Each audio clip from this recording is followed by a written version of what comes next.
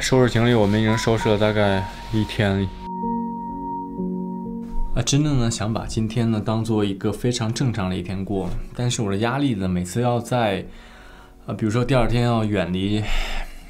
温暖家的时候，就会觉得压力好大好大。我不知道为什么会这个样子，其实根本没必要去奔波忙碌了。但是呢，有的时候啊，可以选择一条非常非常容易走的路，但是我觉得再拼一下好了。我这次再出去的话，我要带的2个东西，这2个东西呢，其实特别的解决实际问题，就是我带了2块充电宝啊。第一块呢，就这个罗马式的这一款，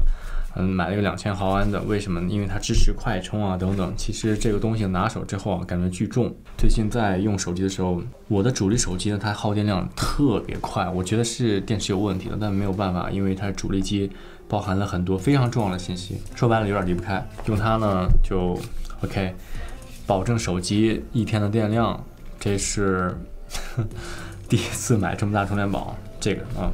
然后第2块呢，同样是一块充电宝。这个充电宝呢，相对来说重量会轻一些。我买它主要原因呢，就是它是可以给我的 MacBook Pro 充电的。以防万一，比如说这个户外又没有汽车的情况下，万一去一个什么深山老林是吧？我觉得这块充电宝呢，可以把这个电脑再坚持一下。总而言之啊，多一块充电宝是很正常的哈，或者说没有坏处的。这块充电宝的名字呢叫做 ZMI 10号移动电源，叫紫米，300多块啊，或者说将近300块。哎呀，我这2个垫一垫哈，感觉还都是沉甸甸的，但是我觉得这个造型更扁长一点，不像刚才罗马式那个那么厚重啊。这个造型漂亮，大家觉得呢？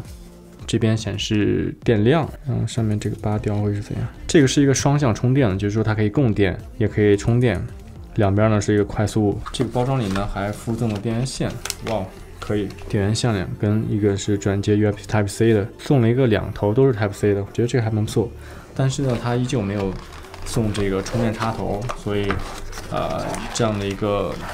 充电宝呢，这就是这次出去的时候带的2个东西，2块呢都可以带到飞机上，也是为了以防万一。之前真的是充电宝带的真的是有点鸡肋，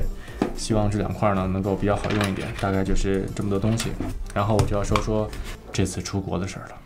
在这个桌子面前呢，其实之前跟大家聊过很多话题，除了开箱产品体验之外呢，有的时候会跟大家聊聊我的日常，比如说之前聊过感情方面的部分，也聊过这个回国之后的感受。但这次呢，我又想坐在这边聊聊即将又要出去的这种感受，这个真的很神奇。我以前也没想过会有这样的想法出现，就是我真的现在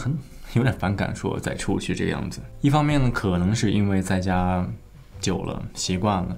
第二个呢，是可能回来之后吃饭吃太好了，然后不想走；第三个可能就是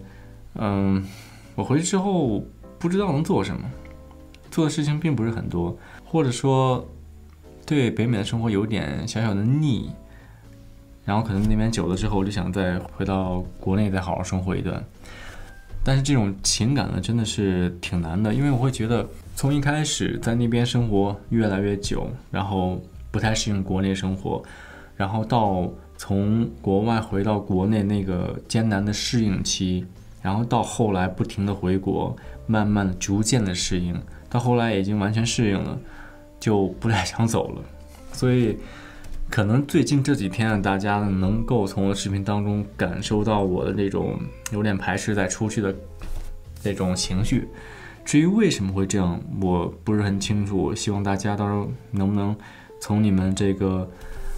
旁观者的角度去想想，为什么我会有这种纠结的状态。然后呢，就是今天的重点。其实，在几个小时之前呢，甚至是这2天里面，因为我从成都回来的时候呢，成都的附近呢又发生了地震。昨天的凌晨的时候呢，洛杉矶那边发生了地震，就老妈特别担心我。今天呢，跟我姥姥在那边絮叨，说不想让我去。我真的特别理解他们的心情，就是他们想让我留在这边，但是有些事情就是这样。昨天晚上跟大家在我的客厅当中聊的就是我一边吃饭一边聊这个家家有本难念的经。就这本经呢，到现在为止我看来，再加上昨天跟家里人在聊天，我会觉得我可能是唯一一个可以去解开这个结的人。但解开的方式呢，是需要我更加努力的去闯一闯。说实话，我这么大年纪放弃了那么多东西之后，我真的想留下来，就是哪怕休息那么一阵，就休息个这个1周10天什么都不干就休息，像正常人一样生活。本来在那个离开加拿大的时候呢，都跟大家在视频里说过我要停止日更了。但前几天呢，在那成都签合同的时候，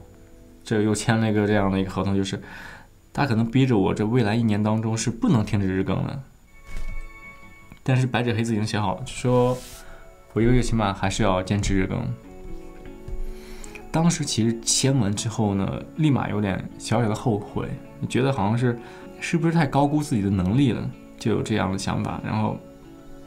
我会觉得压力好大，但同时反过来再想想家里的处境，我觉得那我只好再拼一拼，再拼个1年，是不是？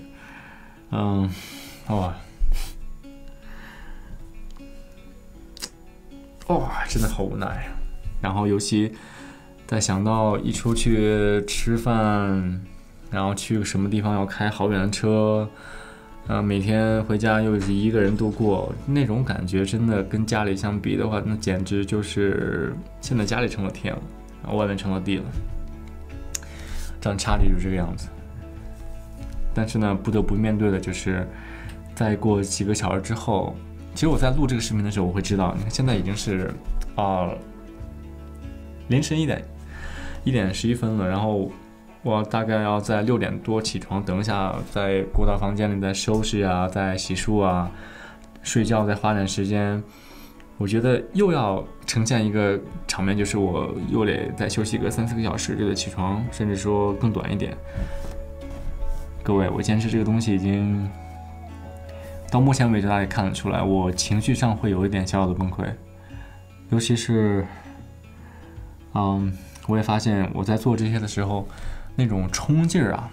那种开心的感觉呢是越来越少了。也许真的是因为就是年纪的原因，然后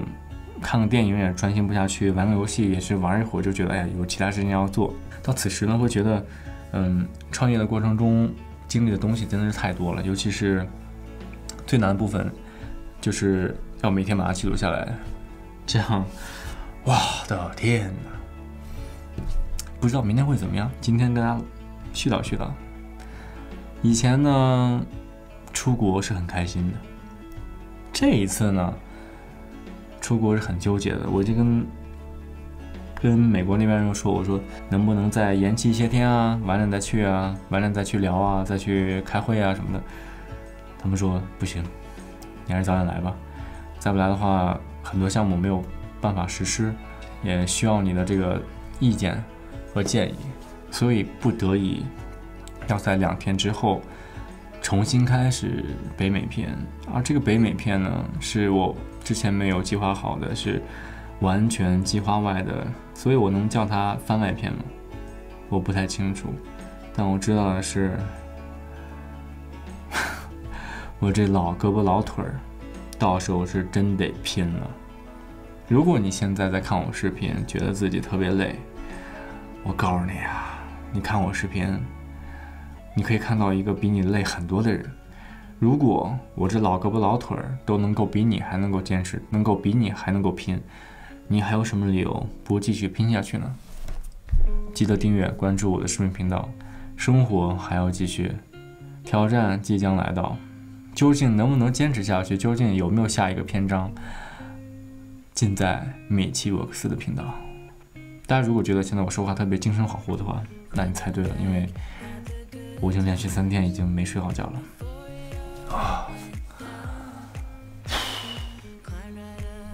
拼了吧，不拼白不拼，反正活着也就是活着，那就拼一下。我们一起加油 ，OK？ 一起加油。